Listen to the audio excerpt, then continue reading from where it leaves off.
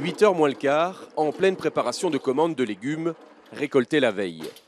Tu vas prendre une grande cagette et tu vas faire un mélange des 4 sortes jusqu'à ce que et tu notes le poids. Haricots, carottes, toutes sortes de tomates. De la terre à l'assiette, ici on privilégie les circuits courts, avec un mode de livraison pour le moins étonnant. Dans cette barque à fond plat, véritable boutique flottante, Christophe Meuglin, gérant du petit marché d'Alsace et propriétaire de l'embarcation, descend la rivière de Lille pour rallier le centre-ville. Comme s'il renouait avec les traditions. Jusqu'à la fin du 19e siècle, voire tout au début du 20e siècle, il y avait encore des livraisons de toutes sortes de marchandises qui se faisaient par voie fluviale et par barque sur Strasbourg. 7 km, c'est la distance qui sépare les champs de l'assiette du consommateur. À l'entrée de Strasbourg, premier arrêt dans le quartier typique de la Petite France.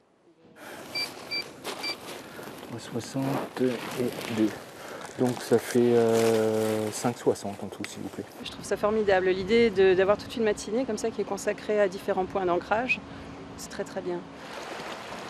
Sur le parcours, la barque croise bateaux et touristes au cœur du quartier historique. Traverse une écluse pour rallier la partie basse de la rivière. Le marchand livre aussi des restaurateurs, parfois dans des conditions surprenantes.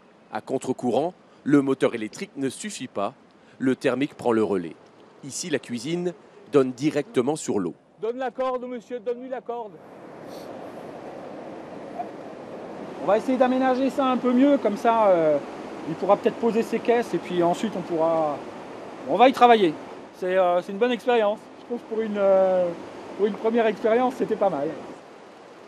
3 fois par semaine, depuis le 2 septembre, Christophe Meuglin propulse sa barque au cœur de Strasbourg. Et déjà l'homme soucieux de son empreinte carbone pense à la suite. Organiser des relais en vélo cabine électrique pour livrer d'autres commerces dans la ville.